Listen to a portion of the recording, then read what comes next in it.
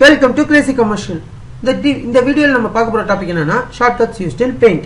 பெயிண்ட்ல use பண்ற அனைத்து ஷார்ட்கட்ஸையும் பத்தி நான் எக்ஸ்பிளைன் பண்ண போறேன். நீங்க யோசிக்கலாம் இத வந்து கூகுள்ல இல்ல ஏதாவது சர்ச் இன்ஜின்ல போய் நான் பார்க்கலாம்னு. பட் இந்த டியூட்டோரியல் வீடியோ மூலமா நான் உங்களுக்கு ஈஸியா எப்படி எக்ஸ்பிளைன் பண்றேன்னு பாருங்க. ஃபர்ஸ்ட் ஆஃப் ஆல் நான் எல்லா ஷார்ட்கட்ஸையும் ஒரு நோட்பேட் ஃபைல்ல நான் எழுதி வச்சிருக்கேன்.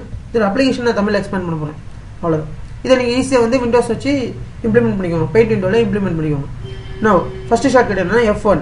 F1ன்றது என்னன்னா நீங்க பெயிண்ட் விண்டோல உங்களுக்கு ஏதாவது ஹெல்ப் தேவைப்பட்டா F1 பிரஸ் பண்ணீங்கன்னா ஹெல்ப் விண்டோ வந்து ஓபன் ஆகும். அதுல உங்களுக்கு என்ன டவுட் இருந்தாலும் அதோட கீவேர்ட் மேட்ச் ஆகி உங்களுக்கு அந்த டவுட் கிளாரிஃபை ஆகும். Next F11. F11ன்றது என்னன்னா நீங்க யூஸ் பண்ற விண்டோ உங்களுக்கு கண்ணு தெரியலனா நீங்க ஃபுல் ஸ்கிரீன் யூஸ் பண்ணும்போது அது என்லார்ஜ் ஆகுது. Next F12. F12ன்றது நீங்க கரண்ட் எடிட் பண்ணிட்டு இருக்க இமேஜை உங்களுக்கு என்ன ஃபார்மட்ல தேவையோ அது சேவ் பண்றதுக்காக யூஸ் பண்ணிக்கலாம். கண்ட்ரோல் ஏனா நீங்க எடிட் பண்ணிட்டு இருக்கப்ப உங்களோட எடிட்டோட இருக்க மொத்த இமேஜ் பிக்சரையும் நீங்க எடிட் பண்ணனும்னா F12 யூஸ் பண்ணிக்கலாம். கண்ட்ரோல் பி வந்து இப்ப நீங்க வந்து டைப் பண்ணிட்டு இருக்கீங்க. டெக்ஸ்ட் டைப் பண்ணும்போது அது போல்டா மாற்றதுக்காக கண்ட்ரோல் பி பிளஸ் நீங்க அந்த எடிட்டிங்ல அது பிக்சரா இருக்கலாம் டெக்ஸ்டா இருக்கலாம் என்ன கண்டென்ட் நீங்க வந்து காப்பி பண்ணணும்னு நினைச்சாலும் கண்ட்ரோல் சி யூஸ் பண்ணிக்கலாம். கண்ட்ரோல் இ எதுக்கு யூஸ் பண்றாங்கன்னா ஒரு ப்ராப்பர்ட்டி டயலாக்ஸ் அதுல வந்து எல்லா ப்ராப்பர்ட்டிஸ் பெயிண்ட்ல இருக்க எல்லா ப்ராப்பர்ட்டிஸும் அதுல வந்து எக்ஸ்பிளைன் பண்ணுவாங்க. நெக்ஸ்ட் கண்ட்ரோல் ஜி என் பழைய வீடியோல நான் இதை பத்தி ஏற்கனவே எக்ஸ்பிளைன் பண்ணிருப்பேன். கிரிட் லைன்ஸ் வந்து கியூப் அதாவது ஸ்கொயரா உங்களோட பிக்சரை காட்டுறதுக்காக கிரிட் லைன்ஸ் யூஸ் பண்ணப்படுது. அடுத்து கண்ட்ரோல் ஐ உங்க டெக்ஸ்டிங் வந்து இட்டாலைசேஷனை காட்டுறதுக்காக தான் கண்ட்ரோல் ஐ யூஸ் பண்றாங்க. கண்ட்ரோல் என்னன்றது நியூ பிக்சரை வந்து ரெப்ரசென்ட் பண்ணுது. கரண்ட் பிக்சர் நீங்க எடிட் பண்ணி முடிச்சோடனே உங்களுக்கு இன்னொரு பிக்சர் தேவைப்படுதுன்னா கண்ட்ரோல் என் பிரஸ் பண்ணலாம்.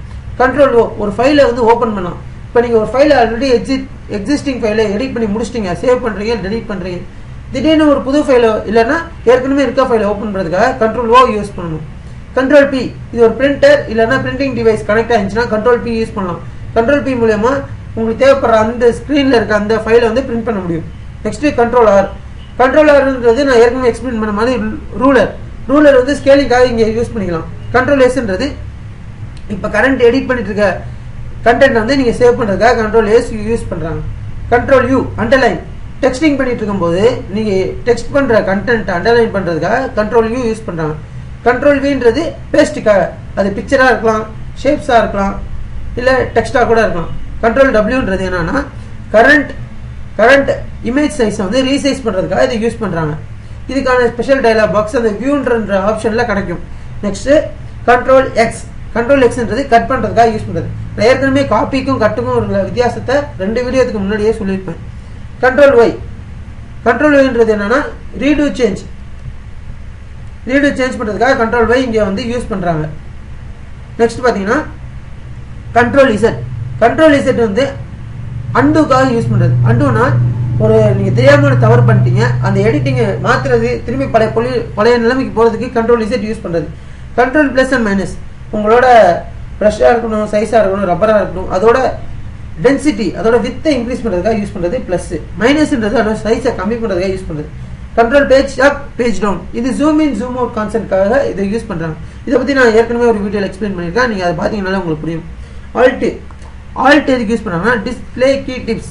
இப்போ நான் உங்களுக்கு கீ டிப்ஸை பத்தி சொல்றேன் பார்த்தீங்கன்னா இதை பத்தி அதுல டிஸ்பிளே பண்ணிருப்பாங்க. அதே மாதிரி இப்போ நீங்க ஒரு இந்த விண்டோ பெயிண்ட் விண்டோ இல்லைன்னா ஒரு இமேஜ் க்ளோஸ் பண்றதுக்கு ஆல்ட் பிளஸ் F4 யூஸ் பண்ணி கரண்ட் பேஜ் க்ளோஸ் பண்ணும்.